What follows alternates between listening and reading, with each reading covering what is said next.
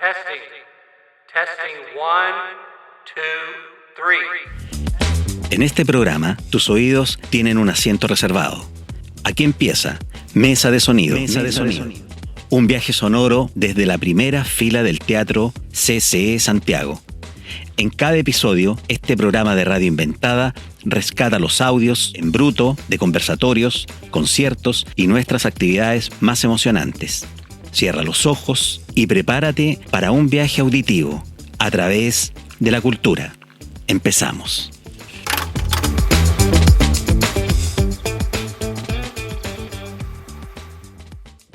Bienvenidos, bienvenidas al Centro Cultural de España, al cierre de esta jornada No hay sujeto sin imagen.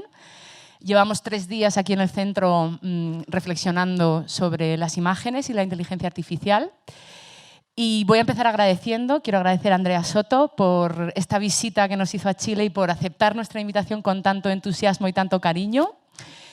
Y agradecer también a Gonzalo Olpe, que él nos hizo la propuesta, cuando nos hizo la propuesta de este proyecto, justo estábamos dentro del Centro Cultural en un debate y una reflexión interna sobre esto de la inteligencia artificial, ¿no?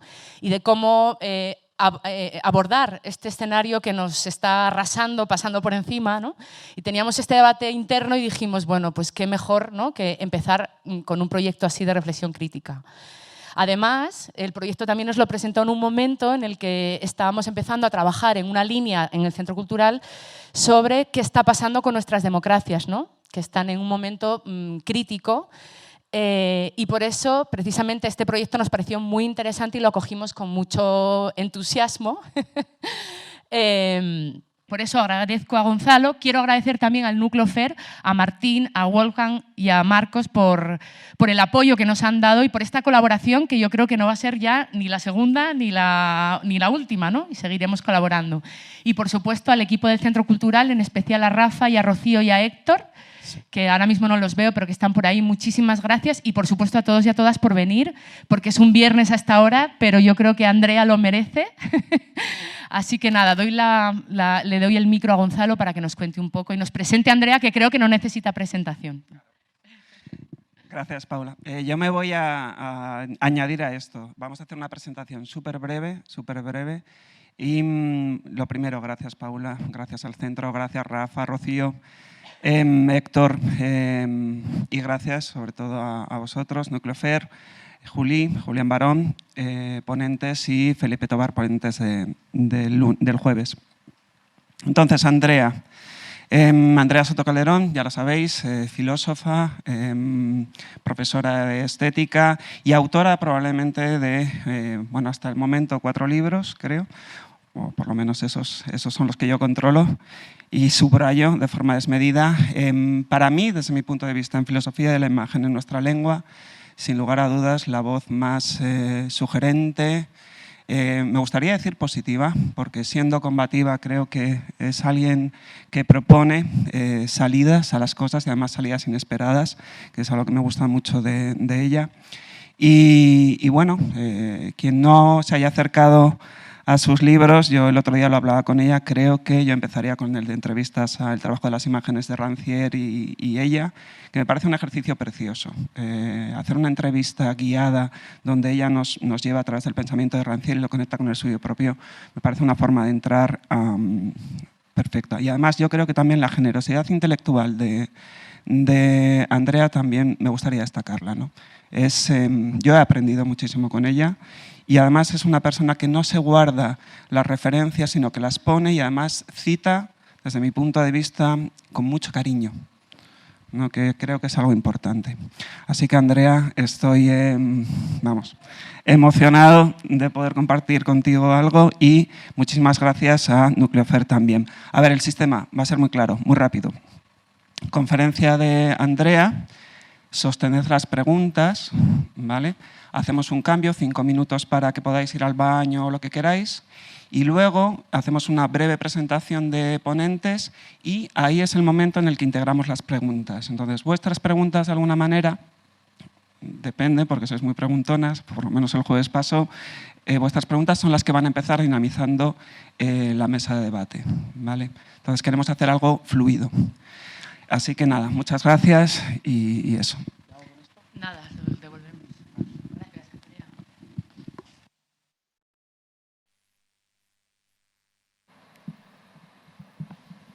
Buenas noches. Muchísimas gracias por estar aquí, por este interés compartido y por el deseo de pensar juntas. Muchísimas gracias al Centro Cultural de España, a su directora Paula Palicio, a Rafael, Rocío, Héctor y todas las personas menos aparentes probablemente que han estado implicadas en que este encuentro sea posible. Y quiero agradecer también muy especialmente a Gonzalo Golpe, gracias a cuya iniciativa y haber imaginado esta posibilidad e invitarme en medio de este diálogo muy fecundo que ha comenzado el día miércoles, puedo estar aquí. También quisiera agradecer, además del núcleo FER, que tengo muchos deseos de ese diálogo que ya ha comenzado, en algunos casos hace algunos días. Quisiera agradecer a Valentina Montero, directora del Magíster en Investigación y Creación de Imagen de la Universidad de Finisterra, que también ha estado implicada coorganizando la actividad del taller que tuvimos ayer con algunos creadores y creadoras durante la tarde. Y es una alegría enorme estar abrazada por el manto blanco de la cordillera de los Andes estos días, que siempre me regala muchísima energía. Bien, quisiera invitarles y comenzar viendo un fragmento, ver juntas. Me parece ya como un ejercicio que podría abrir o indicar cierta intensidad de lo que quisiera desarrollar en esta intervención, que pretendo cumplir rigurosamente los 50 minutos que hemos acordado. Compartiendo un fragmento del trabajo de un artista que se llama Max de Esteban y que titula A Forest, que es un trabajo del 2019, de hace algunos años ya.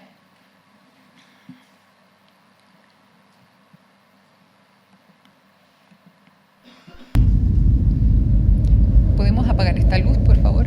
We live under a political system that was invented 200 years ago. Representative democracy was a great solution in a world where most people did not know how to read or write, incapable of understanding government policies. It also resolved the extreme logistical difficulty of collecting the population's thoughts on particular issues. These two facts, and only these two, morally justified the need for elected representatives that would interpret the people's voice and make decisions in its name. These arguments do not hold today.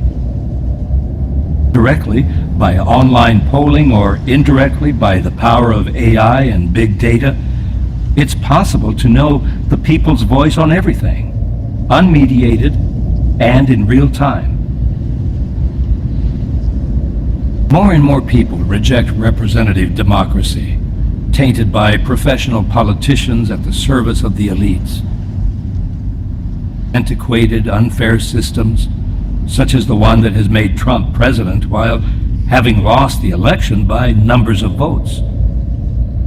This is unacceptable. People want to be asked regarding big governmental decisions and for the small changes in their neighborhoods. People want to be empowered. True democracy is today possible. Through our investments, not only are we changing the way we live, work, and interact, we are also creating new values and political ambitions. This is what I mean by truly shaping the future.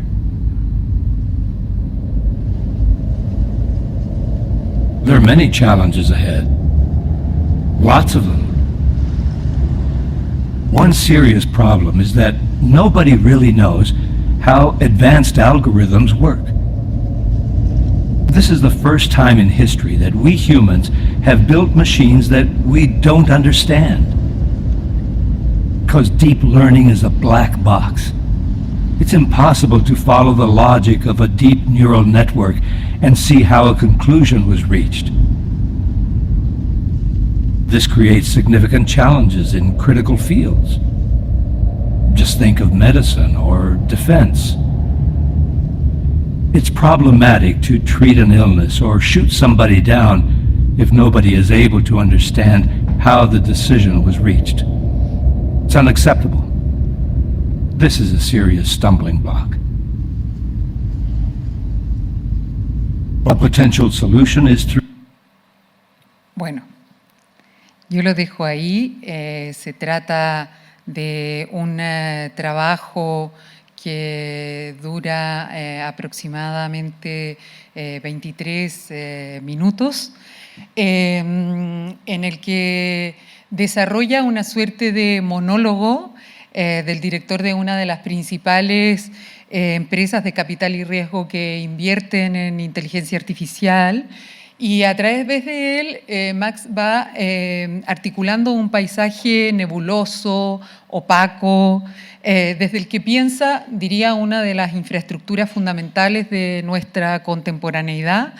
Y lo que va haciendo, y que a mí me parece que por eso requiere bastante interés, ¿no? Va indagando en los marcos ideológicos en los que opera. De esto vemos como una suerte de cámara o de mirada flotante con una voz metálica, ¿no? Aparentemente sin cuerpo, que va intentando desplazarse por un lugar que parece impenetrable. Hago una cita de Max Esteban, dice: el video circula por este bosque sin un camino establecido, ni se sabe hacia dónde va. Es invierno, con una niebla densa y una vegetación desnuda y rizomática. La misma niebla y estructura laberíntica que nos impide prever dónde nos llevará el uso de la inteligencia artificial, cuáles son las ideologías de sus inversores y qué valores sociales están en juego. Hasta ahí la cita. Y siempre que voy a tomar un caso para un análisis me cuido mucho, y creo que siempre es muy problemático, porque cuando uno toma el caso, cómo hacer que ese caso no parezca ejemplar o no intente generar una universalización, pero yo pienso que permite entrar casi de manera oblicua a múltiples problemas, pero me interesa también porque creo que el trabajo de Max Esteban no entra en uno de los tantos tópicos de la crudeza del imaginario distópico, precisamente, que aflora ante este futuro, y diría yo que su énfasis no es tanto el de la intensificación de la tensión entre lo real y lo que no lo es, sino precisamente tratar de comprender la dimensión infraestructural que configura y articula nuestra realidad. Y el artista encuentra inspiración para esta resolución formal del trabajo en el hecho de que uno de los principales inversores de inteligencia artificial rodeó el edificio de su sede en Palo Alto con un bosque de enormes secuoyas, unos árboles que hizo trasplantar cuando tenían como unos 20 metros de alto, para crear un bosque natural. A mí me parece muy interesante eso, porque podríamos decir un falso bosque natural. No. O sea, como que inmediatamente esa migración nos impide hacer una simplificación de la complejidad del problema, y lo que hace es trasplantar un bosque natural. O sea, está creando una naturaleza en donde no había ese bosque natural, y lo hace generando ese procedimiento. Y esta suerte de contradicción performativa, que podríamos decir, ¿no? Me parece que no solo da cuenta de aquello que tomamos por real no es una existencia dada, sino que siempre y en cada caso lo que entendemos por realidad es algo que se forma. De hecho, como dice en el inicio del libro La condición postnatural, citando a Harman, dice: la naturaleza nunca ha sido natural y deberíamos desnaturalizarla, ¿no?, para comprender precisamente la complejidad de estas configuraciones, de estas construcciones. Pero, y otro aspecto que me interesa mucho del trabajo de Magda Esteban es que su análisis no se reduce a una de las tantas narrativas de las conspiraciones, ¿no?, en donde se supone que hay una nueva burguesía tecnológica centralizada y poderosa que tiene un carácter oculto, un plan específico de sometimiento, porque no es así, dice Magda Esteban, ¿no? A veces incluso diríamos, ojalá fuera así, que hubiera un plan y que supiéramos dónde vamos, ¿no? Al menos si no lo sabemos nosotros, que alguien sepa hacia dónde nos dirigimos. Sin embargo, efectivamente, hay una concentración de grupos de poder que se materializa a través de distintos grupos de especialistas, financieros, ejecutivos, juristas, burócratas, técnicos, científicos, y cada grupo comparte características de un lenguaje común, ¿no?, de un saber específico y bastante erudito, diría, y también de una ideología. Entonces, de alguna manera lo que él analiza y intenta crear una imagen para aquello una realidad que parece no tener imagen o que es muy, muy opaca, que todo el tiempo tiene una propensión a expulsarnos de esos modos de comprensión, de esos modos de inteligibilidad y sobre todo que hemos quedado totalmente fuera del debate, ¿no? Porque como no tenemos el discurso tecnocientífico, estamos completamente fuera del debate. Entonces, a mí me parecía que de alguna manera este trabajo me ayudaba, valga la redundancia, a situar un paisaje, si se quiere, haciendo generalizaciones demasiado gruesas, pero que me permiten desarrollar parte de la hipótesis de trabajo, en donde cada vez es más creciente la predominancia o la preeminencia del uso y una expulsión del pensamiento común, sobre todo destituidos de comprender materialmente las condiciones de posibilidad, los mecanismos de funcionamiento y de posible subversión de estas tecnologías y de cómo operan, ¿no? Como mucho quedamos reducidas a su uso. Y me parece que ahí hay una pregunta bastante urgente de cómo abrir las condiciones para este debate. Uno de los tantos accesos que muchas veces lo decimos tiene que ver con lo interdisciplinario, ¿no?, que creo que es más un nombre y que se dicen muchas cosas en nombre de lo interdisciplinario, pero que hay muy pocas prácticas verdaderamente interdisciplinarias en donde uno está dispuesto a dejarse tocar por el hábito y por la ecología de las prácticas y de las relaciones de esos otros modos de saber y generar una comunidad actuante, colaborativa, que pueda crear otros organismos, sino que, y a veces uno pudiera creer que tiene que ver más con intenciones perversas, en algunos casos lo es, otras veces es bastante menos razonable y con poco sentido, como que dos oficinas que están prácticamente pegadas o separadas por una pared no encuentran los modos de poder vehicular ese diálogo. Pero también me interesa mucho cómo vamos a disputar los resultados de grupo y no solo mantener una posición limitada de impotencia ante los obstáculos de acceso que se sedimentan. Y esta dimensión infraestructural, que creo que dicha así la palabra o el concepto, puede sonar también muy opaco, pero la dimensión infraestructural que a lo mejor tiene más comprensión desde el urbanismo o desde la arquitectura, que en definitiva se entiende como esas estructuras que soportan, ¿no?, o que sostienen aquello que continúa. Yo en realidad lo tomo de la tradición quizás más de los nuevos materialismos y las nuevas tecnologías, Susan Lake Stark, que plantea sobre todo la infraestructura como una comunidad de prácticas, diríamos aquello que nos infraestructura por abajo, pero ese abajo no siempre es literalmente por abajo, sino que quiere decir que aquello que media no es una simple herramienta, sino que forma las condiciones de nuestra percepción, las condiciones de nuestro pensamiento, las condiciones de nuestra visibilidad y de nuestra decibilidad también. Luego, si quieren, podemos darle a lo mejor más textura a esa noción, pero entonces los medios no solo son organizadores de nuestra percepción, sino también organizadores de nuestra cultura, de nuestra sociedad y de nuestro complejo tejido relacional.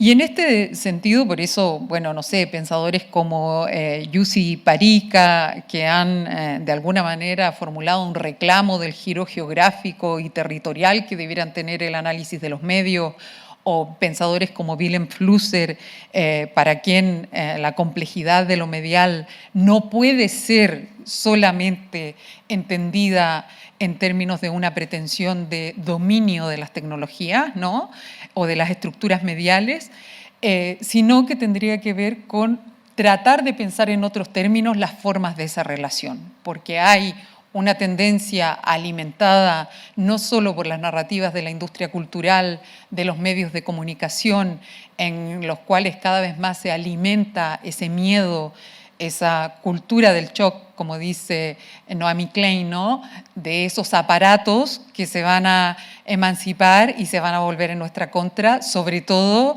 teniendo en cuenta cómo nos hemos comportado nosotros con ellos, ¿no?, y vendrá la agria venganza, como que, o bien que nosotros tenemos que imponernos y dominarlo, y tratar de adelantarnos y ver cómo hacer de ellos que sean servidores eficientes, ¿no?, como una suerte de esclavo del siglo XXI, que sean eficientes, que sean relativamente económicos, no hemos hablado de los costos que esto implica, y que estén más o menos a nuestro servicio.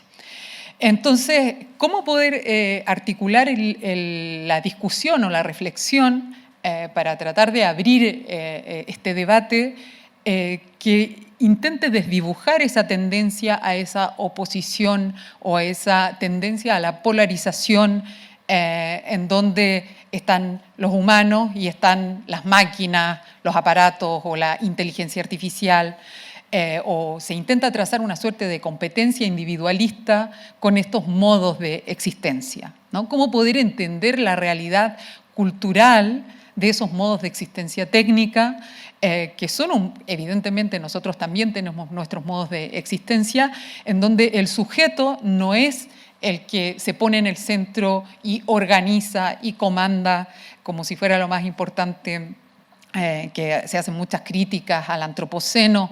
Yo no sé si es el antropoceno el problema fundamental o el capitaloceno, porque es verdad que el antropos había sido antropoceno durante muchos siglos y los siglos más destructivos son desde la incorporación de la producción capitalista en la organización de nuestras formas de vida. Entonces, bueno, voy abriendo debates que están ahí para intentar no renunciar a esa complejidad. Y en ese sentido me parece que hay una pensadora que es Catherine Malabou, que a mí me ayuda mucho a el coeficiente impacto en otros términos. Hay un libro que tiene que se titula Metamorfosis de la inteligencia, del coeficiente intelectual a la inteligencia artificial, en donde como el título ya indica, es una invitación a repensar o reformular, ¿no?, qué entendemos por la noción de la propia inteligencia, ¿no?, y cómo se reformula a la luz de estas transformaciones, cómo afecta a la vida y cómo exige que la propia noción de inteligencia sea repensada. Y lo que va a plantear Malabou es que evidentemente la inteligencia artificial no es una tecnología neutra, sino que es una tecnología de transformación, y que al poner en entredicho la arquitectura de los sistemas tradicionales de información provoca una disrupción total en la definición misma incluso de la vida, en donde hay un desplazamiento entre esta suerte de oposición que también a veces se traza entre la vida biológica y la vida simbólica. Y lo que me interesa de su trabajo, que se relaciona también con el interés que intentaba marcar en el trabajo de Max de Esteban, es que sin dejar de reconocer los peligros que podría comportar la inteligencia artificial, pone en cuestión esa creencia ampliamente extendida del riesgo de las máquinas, que estas máquinas tomen decisiones autónomas y se tornen incontrolables, reemplazando completamente a los seres humanos y provocando su desaparición. Para ella estas inquietudes están mal planteadas y son una de las tantas formas de explotación del miedo que contribuyen y alimentan la opacidad con la que opera el capitalismo de plataformas. No sé si mi paisaje es un poco menos nebuloso que el de Max de Esteban, pero un poco lo que intento decir hasta aquí como para trazar una obertura es que estamos circulamos, nos hacen circular, diríamos, en un cambio de infraestructural bastante significativo o de salto cualitativo en nuestra existencia, y hay, quiero creer que hay un debate, ¿no?, que solo está en unas esferas concéntricas, además muy especializadas, y que no forma parte, en la mayoría de los casos, de un debate público. Sin embargo, son tecnologías que se alimentan de una inteligencia colectiva, que son extractivas de nuestros datos, de nuestras imágenes, de generaciones colectivas, y que cada vez que se intenta entrar en el debate, pareciera que se entra desde ciertos medios, sobre todo de comunicación masiva, desde una suerte de oposición o ampliando o polarizando el debate de máquinas contra hombres para reducir, o contra humanos, para reducir bastante los términos, pero que reactualizan muchas narrativas, no solo de la literatura, sino de ficciones y de fantasmas que acompañan al ser humano desde hace largo tiempo. Por otra parte, uno podría decir nada más humano que la técnica, ¿no?, porque hasta ahora parece que no hay ninguna otra forma de vida y de existencia que haya logrado generar desarrollos de ese tipo. Y lo que un poco estaba intentando proponer es que hay un debate que nos concierne sin la necesidad de ser especialistas, no solo un debate, sino creo que una injerencia creativa que tiene que ver precisamente con esos modos de gobernanza, con las formas de transformación de la democracia a la que aludía Paula anteriormente, y sobre todo porque hay algo que Catherine Malabou plantea que a mí me parece fascinante, porque deja como objetado casi esa vía, y desde su comprensión la competencia entre el cerebro humano y el cerebro maquínico está mal planteada. Porque si bien la inteligencia artificial simula la inteligencia humana, incorpora una capacidad que rompe todo isomorfismo con el cerebro, que es la velocidad del cálculo. O sea que siempre iríamos atrás, ¿no? Como diría Gunther Anders, se justificaría por completo esa suerte de vergüenza prometeica que siempre sentiríamos ante esa precisión de los aparatos. Pero, o sea, esto es que introduce una desemejanza estructural en relación a la potencia del procesamiento biológico, para llamarlo de alguna manera. De modo que esa forma competitiva, individualista de poder que gobierna cierta comprensión del mundo cibernético difícilmente nos va a conducir a un escenario crítico que pueda dar una alternativa a las nuevas formas de dominio de estas, diríamos, jerarquías o grupos bastante reducidos de incidencia y de poder. Ella le llama nuevos emperadores directamente. Y contrario, lo que necesitaríamos urgentemente es la necesidad de una construcción democrática de la inteligencia colectiva.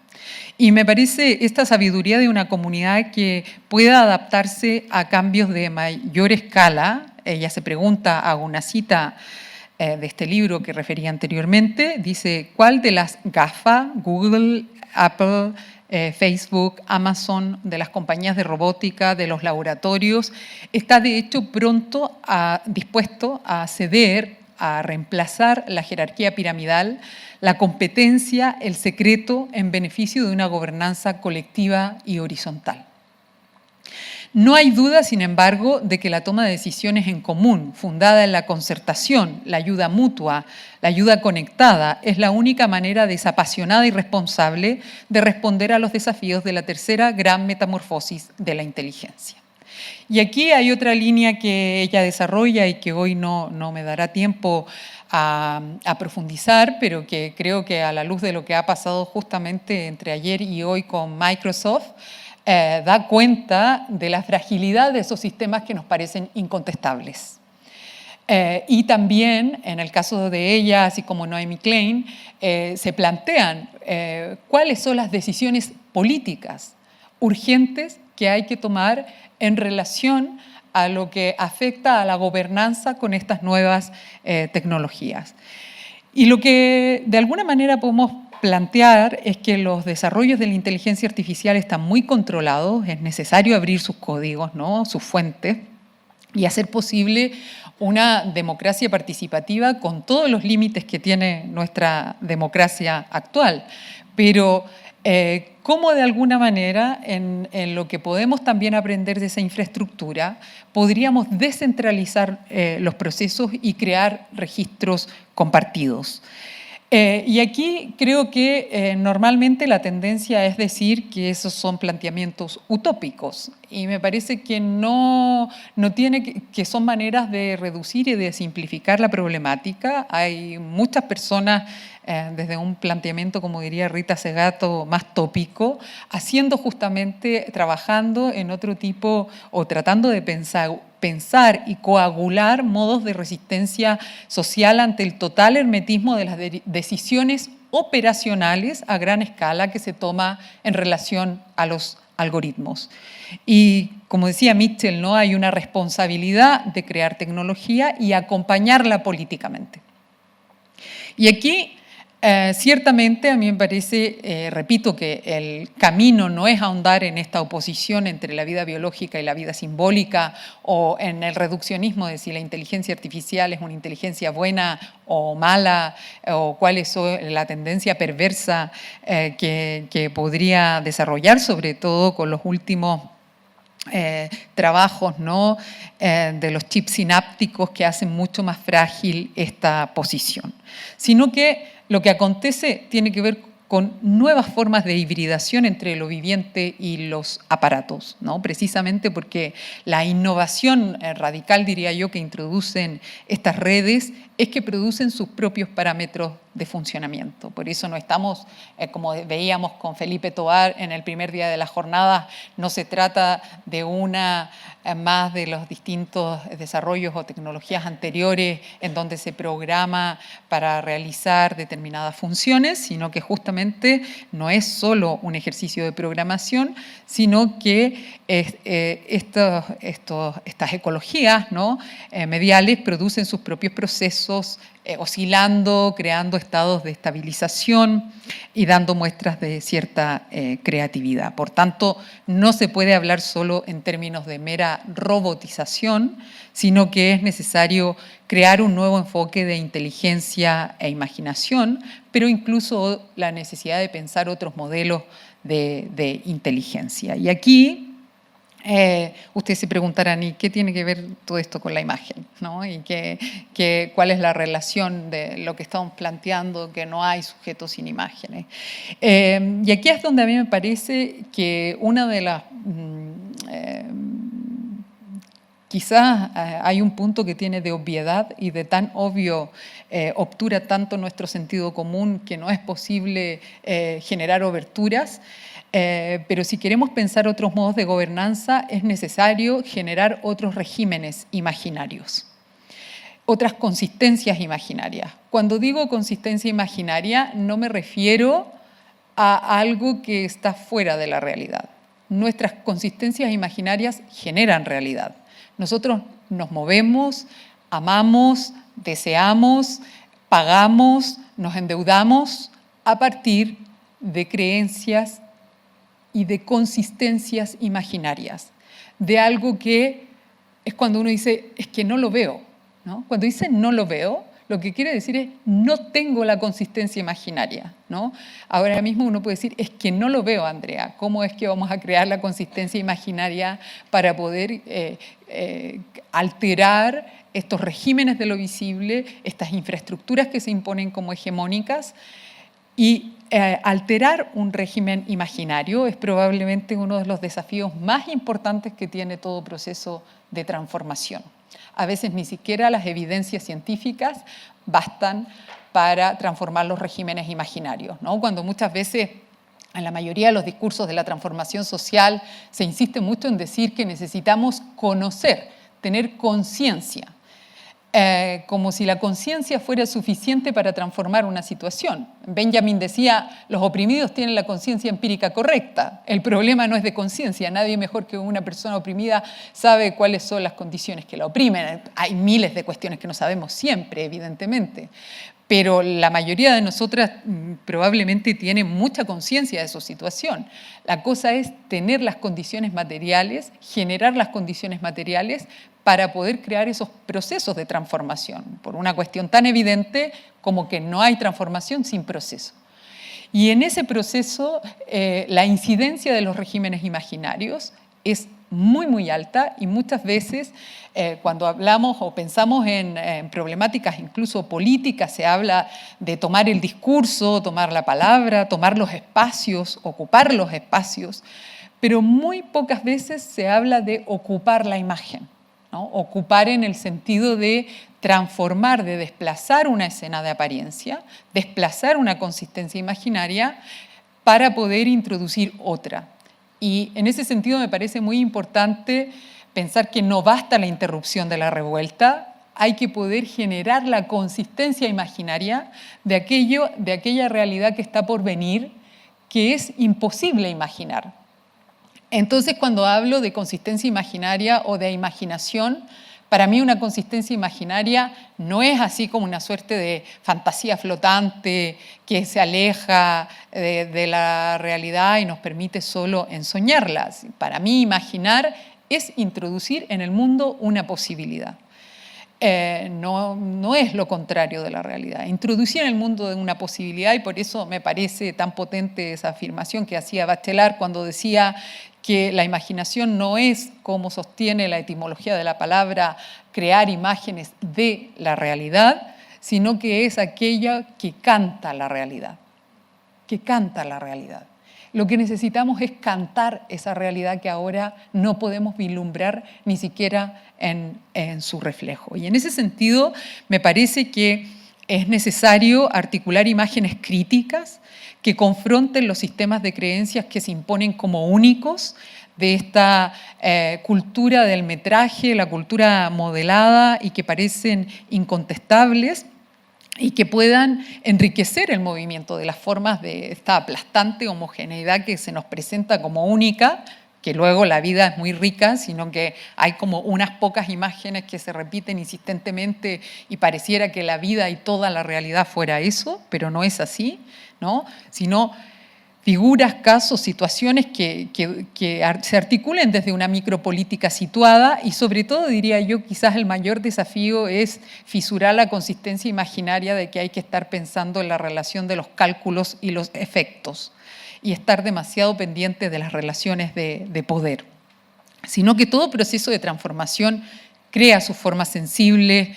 Las imágenes son un artefacto de potencia poética y política. De hecho, si pensamos en el movimiento obrero clásico, tuvo la capacidad política de aglutinar no solo porque apelara estadísticamente a unas características sociológicas específicas, sino que porque supo levantar una escena de comunidad que hoy día nombramos como proletariado, una comunidad de esperanza y de lazos simbólicos en donde se entendía que la disputa fundamental era también por lo imaginario, porque la disputa por lo imaginario es una disputa material.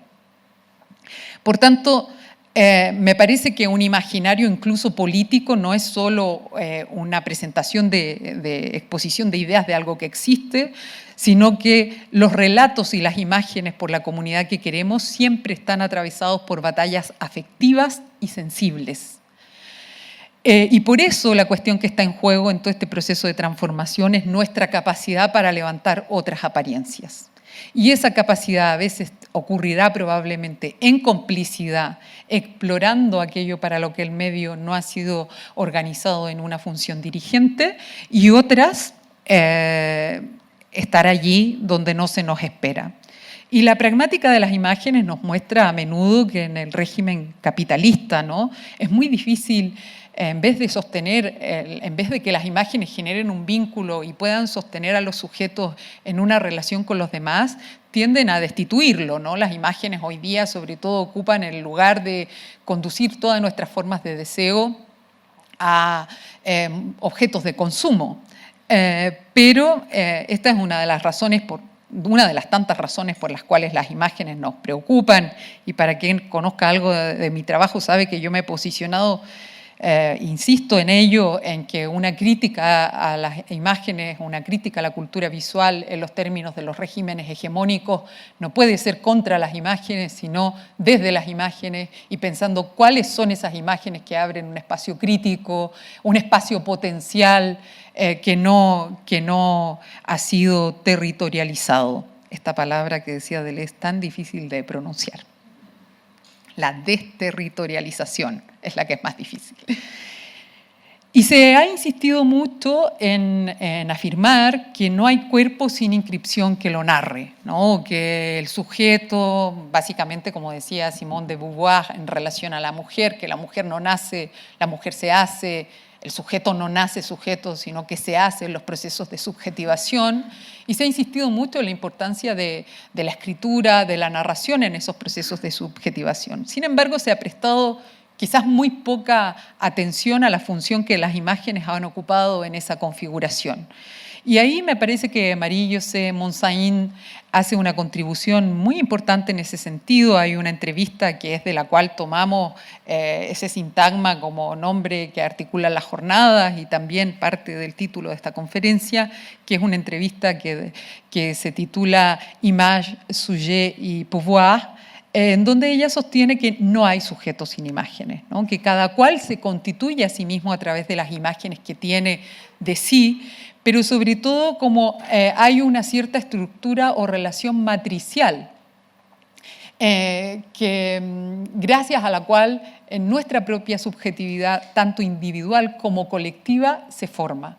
Entonces, muchas veces cuando se dice o no se presta atención o solamente se dice que vivimos en una sociedad narcisista llena de gente que quiere hacer imagen de sí y de repetición de esa imagen, a veces se habla solamente de la banalización de la cultura, pero se presta poca atención a qué es lo que las imágenes nos muestran, de esas relaciones estructurantes en los procesos de subjetivación actual.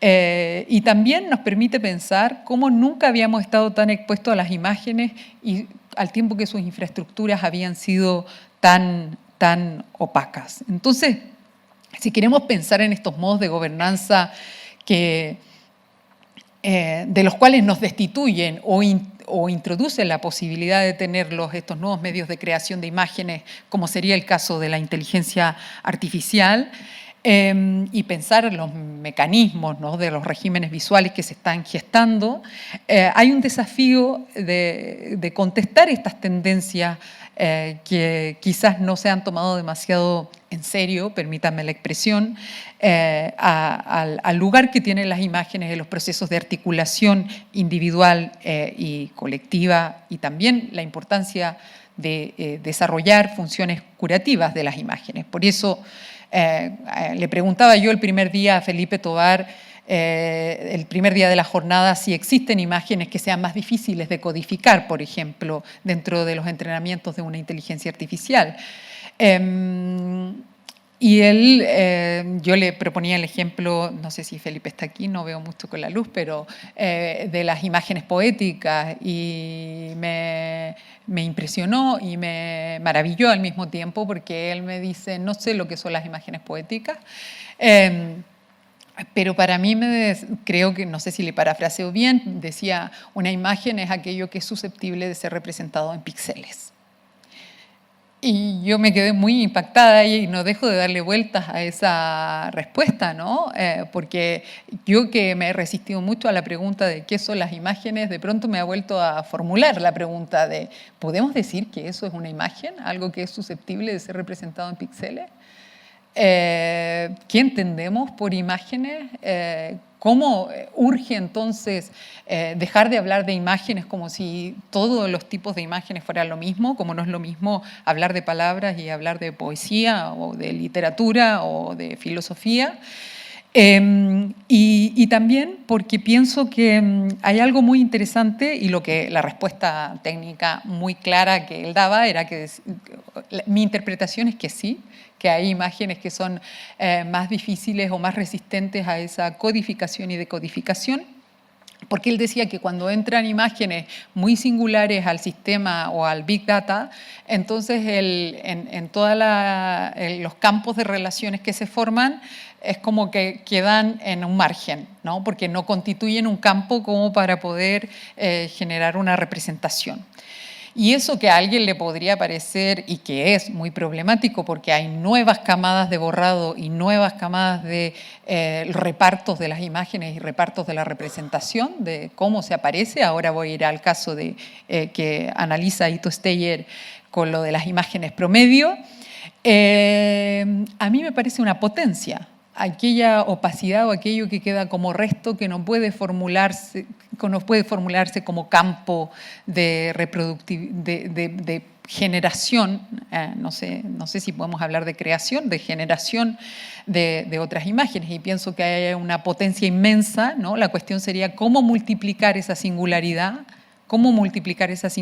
para que introduzca allí una resistencia que no se subsume a la cultura métrica, como habíamos comentado ayer también con Valentina Montero hacia el final del taller.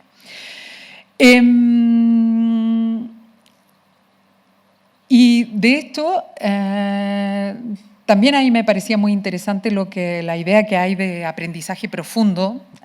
No voy a profundizar en eso ahora, pero precisamente porque desde muchas pedagogías críticas un ejercicio de aprendizaje es cada vez más un ejercicio de desaprendizaje, de disposición a vibrar con lo otro, a experimentar su pulso, ¿no? Como sostiene Sueli Rolnik, pensar consiste en escuchar los afectos, ¿no? Los efectos que las fuerzas de la atmósfera del ambiente producen en el cuerpo, las turbulencias que provocan en él y las pulsaciones de mundos larvarios que generan y anuncian el saber de lo viviente. Entonces, me parece que en este paisaje que estaba intentando trazar, no se trata tanto de contribuir, o diría yo, modestamente, porque que me libre Dios de decir yo qué es lo que hay que hacer, pero diría yo que quizás el trabajo crítico no está tanto en seguir alimentando la narrativa del alarmismo por la inteligencia artificial, ¿no? En tanto que tal, sino que, diría yo que el problema nunca ha sido la técnica en sí misma, sino en este caso los cierres que obstaculizan una comprensión colectiva y democrática de sus modos de funcionamiento, de las decisiones. Ayer Felipe, anteayer, nos hablaba de decisiones de desvío, de entrenamientos y de cómo se vinculan. Por eso, antes que seguir alimentando el miedo al futuro de la inteligencia artificial o prevenirse demasiado de ella, pienso que quizás la pregunta crítica es ¿qué creación, qué tipo de imágenes podrían articular una potencia diferente con esta nueva tecnología en su capacidad, por ejemplo, para introducir una especulación perceptiva, que nos pone ante ese desafío de pensar el denso ecosistema en que se desarrolla y sobre todo la complejidad que introduce. Y hay un texto que es bastante conocido, a lo mejor ya lo han leído, de Ito Steyer, de un artículo que publica en la revista New Left en agosto del 2023, que titula Imágenes promedio, y que introduce una nueva dimensión histórica en la creación de las imágenes, que es la estadística. Imágenes producidas por algoritmos que crean representaciones con versiones promediadas de imágenes, ¿no? Promediadas de saqueos masivos de Internet. Y afirma, hago una cita del texto, dice: los elementos visuales creados por herramientas de aprendizaje automático son representaciones estadísticas, no imágenes de objetos reales. Trasladan el objeto de atención a la indexicalidad fotográfica o a otro tipo de discriminaciones. Ya no hacen referencia a la facticidad y mucho menos a la verdad, sino a la probabilidad. El choque producido por la iluminación fotográfica repentina es sustituido por la pesantez de las curvas de Bell, las funciones de pérdida y las colas largas tejidas por una burocracia implacable. Lo que me parece interesante de la noción de imágenes promedio de Ito Steyer es que no alude solo a la estadística, sino que le permite pensar en la transformación sensible que introduce el medio, ¿no? Cuando las imágenes ya no dependen del impacto real de fotones en un sensor o una emulsión, sino de imágenes promedios que convergen en torno a una media o a una mediocridad alucinada, dice Ito Steyer, ¿no? Por tanto, no se trata de un cambio de herramientas, sino de un modo de producir una norma señalando el promedio. Y de ahí que sea tan importante también entender lo que el medio introduce, no solo cambiar una tecnología por otra. Lo que Ito Steyer se pregunta: ¿promedio de qué? ¿Promedio de quién? Esta imagen que ustedes ven acá es la imagen que ahí a través de Stable Diffusion se puede ver proporcionada por esta plataforma, esta aplicación, plataforma, no sé cómo llamarle, de generación de imágenes con inteligencia artificial. Es la imagen que crea de Ito Steyer a partir de todas las imágenes, diríamos, de ella. Ella ocupa esa suerte de retrato, ¿no? Y que ha sido generada por estos procesos internos con datos de entrenamiento. Y lo que ella dice es una aproximación de cómo me ve la sociedad a través de la basura media encontrada en Internet. El problema no es tanto las representaciones que se generan, ¿no? Si ella se reconoce o no en este retrato, o si es una imagen degradada de sí, que en otros momentos Ito Steyer ha trabajado la idea de las imágenes pobres, sino cuáles son los entrenamientos que han tenido estas tecnologías para inclinarse hacia unos modos predominantes de representación u otros, ¿no?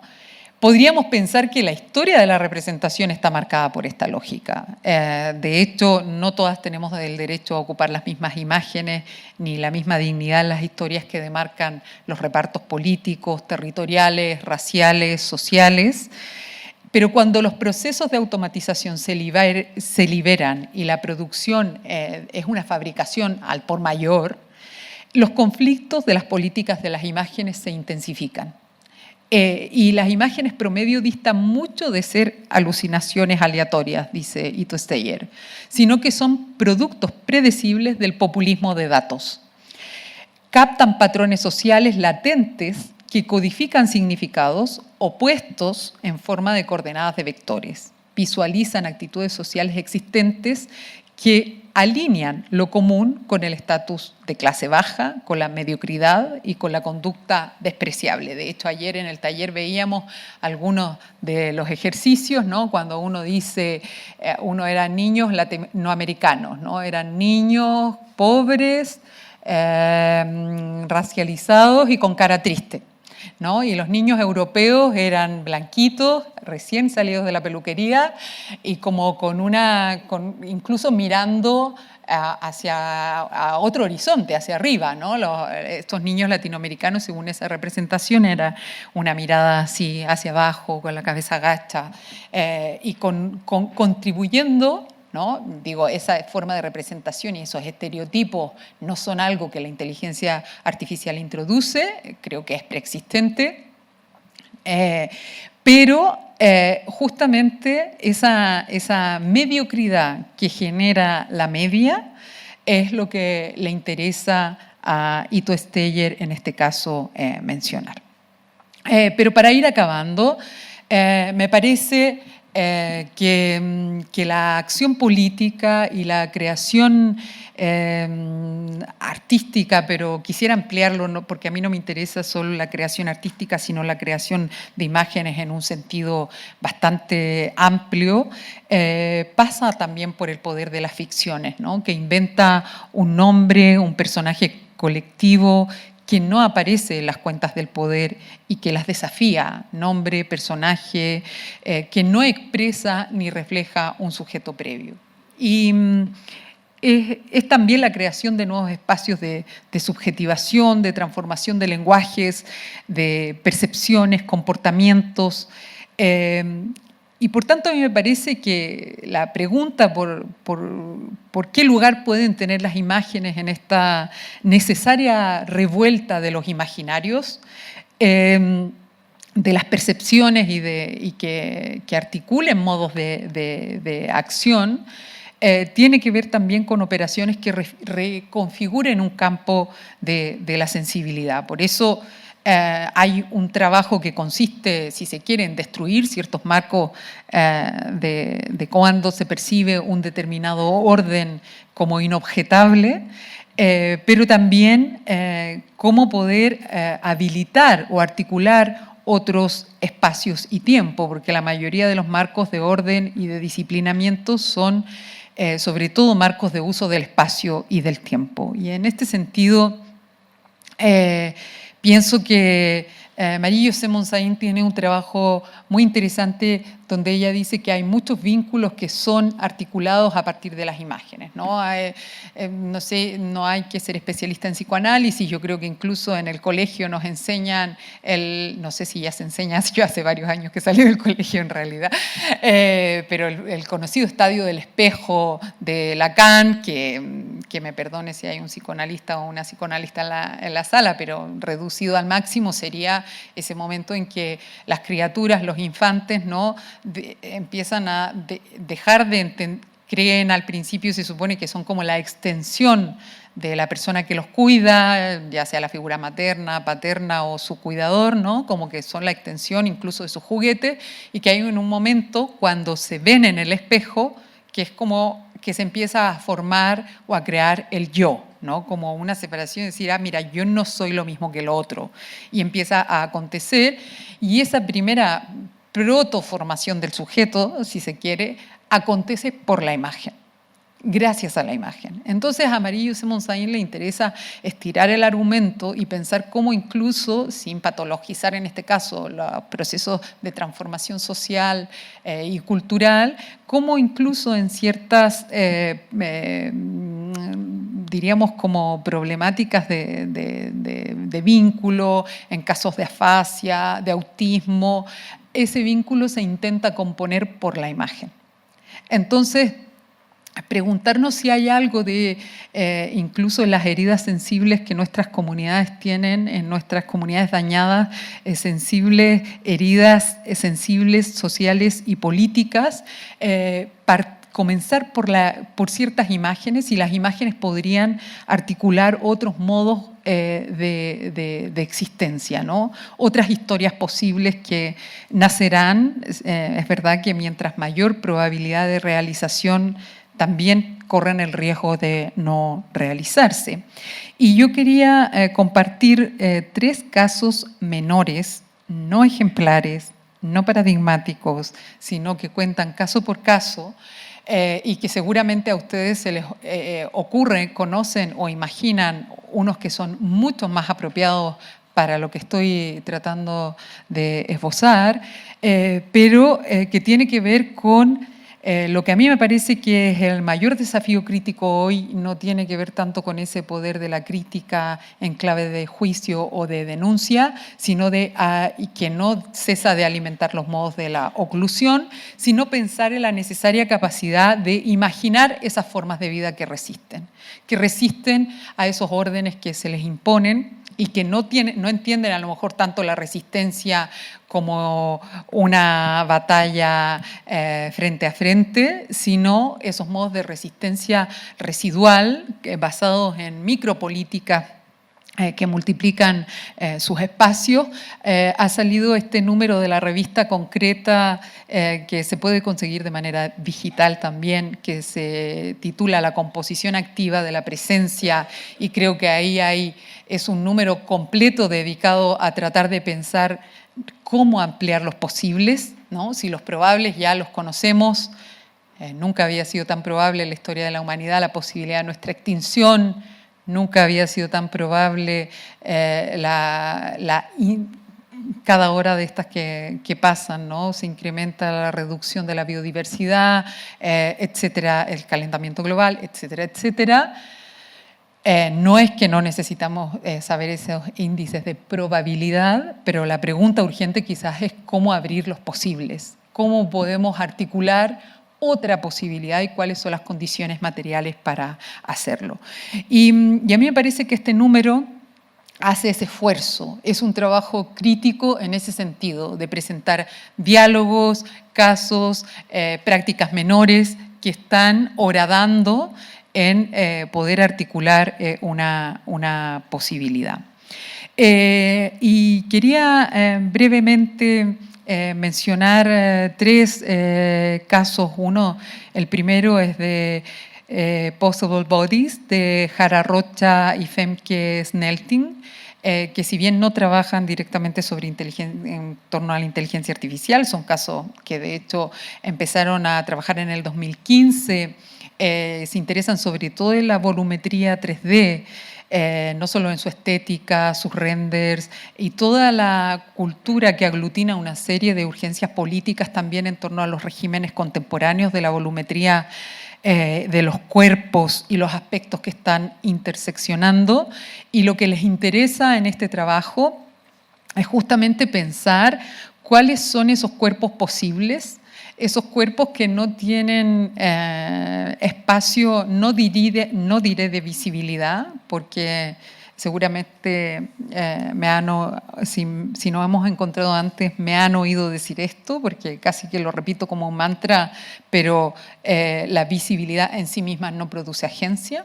O sea, puede ser evidentemente visibilizar algo, podría ser generativo de un proceso de transformación, pero suponer que visibilizar en sí mismo produce agencia, a mí me parece un error. Entonces no se trata de visibilizar esos otros cuerpos, sino justamente hacer una genealogía crítica del modelado de los cuerpos, no solo de los cuerpos humanos, y de cómo los cuerpos y las tecnologías se han ido constituyendo mutuamente, ¿no? Interrogar esas corporrealidades y sus orientaciones a través de las interfaces paramétricas y cómo se va observando una serie de anatomías que son, la mayoría de ellas computacionalmente muy restringidas, y va invitando a la generación de conceptos, representaciones experimentales, combinaciones salvajes, hibridaciones de prototipos digitales como no digitales para diferentes realizaciones. Entonces, es una invitación. Ahora estoy pasando de un modo muy por encima, no ocuparé la palabra superficial porque hay en mi trabajo un elogio a lo superficial y a la profundidad de las superficies, sino que diré muy por encima, pero lo menciono. En mi ordenador se veía más grande el nombre, y hay una conferencia que dio Jara Rocha en la Casa Encendida en donde comenta un poco más el proyecto y es posible quizás tener una idea mayor de él. Y hay otro caso que es de un artista chileno, de hecho, Cristóbal Sea,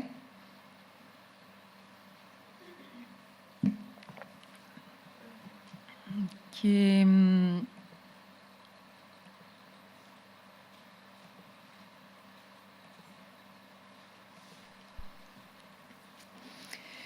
Cristóbal es un proyecto, la cosa extendida que porfía contra el viento, que es un proyecto de arte digital que a mí lo que me interesaba mencionar es sobre todo el esfuerzo que hay aquí por el mestizaje de distintos lenguajes, ¿no? A través de plataformas tecnológicas él va integrando animación digital y va... perdón, no sé hacer dos cosas a la vez. Porfiar contra el viento se llama este trabajo del 2021 y va generando como toda una integración de animación digital, inteligencia artificial, producción virtual, realidad aumentada, pero también a través de la pintura, construyendo narrativas y lugares, pero buscando como modos de hibridación, intersticios densos. No se trata de buscar el punto medio, Dios me libre también de encontrar el promedio o el punto medio, sino de abordar ese entredenso no solo entre lo analógico y lo digital, sino entre toda la complejidad que se va formando.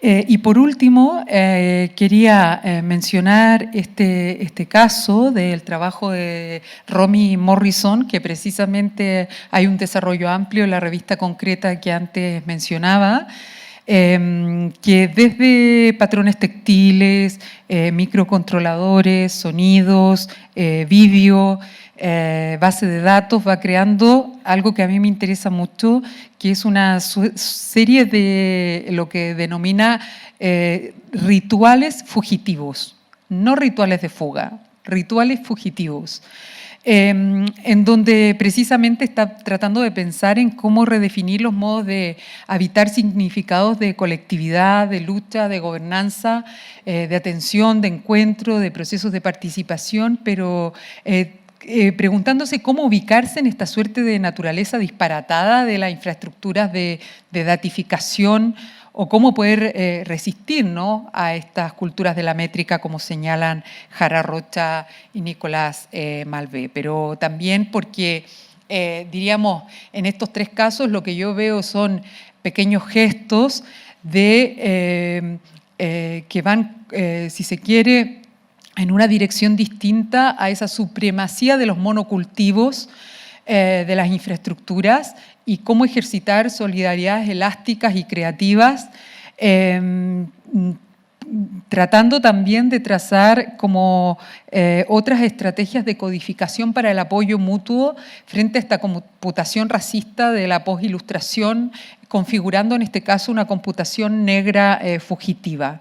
Y hay este proyecto que se llama Futuro Condicional, que está en pleno desarrollo, acaba de comenzar el 2024, que es justamente un proyecto de investigación que busca de alguna manera generar ciertos procesos de cura de esta violencia racial de la informática predictiva, explorando también tradiciones de codificación, de intercambio de información y de creación de confianza de las diásporas negras, para crear una suerte de red pública de edredones interactivos que compartan conocimientos para navegar mejor este presente que es cada vez más incierto, y preguntarse qué aspectos puede tener la informática cuando se libera de sus antiguos dictados de predicción, control y captura, y cómo podríamos compartir el riesgo de la incertidumbre. A mí por eso también partía con ese compartir la mirada y cómo compartir el riesgo de la incertidumbre para poder formar también modos alternativos de tecnologías comprometidas con prácticas de convivialidad, ¿no?, de enredo y de interdependencia. Entonces acabo con un fragmento de este trabajo y me he pasado ya 10 minutos, así es que no he podido cumplir con lo que había prometido al inicio.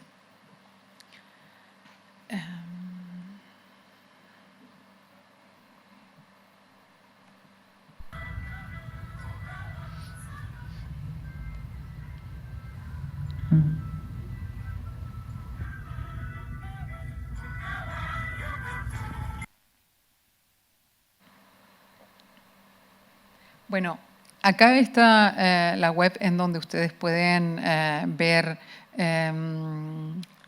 Colisión Elegante, como algunos de los trabajos, de las prácticas, pero yo quería compartir brevemente como unos registros de audio de estos rituales de fugitividad, de rituales fugitivos de estas formas de episteme que se están proponiendo. Look around the room. Pick something to hold your attention. Describe its size, its texture. Say these things softly to yourself. Small jar, brown liquid, reflective keys, book on side, green glasses, empty glass, bright red.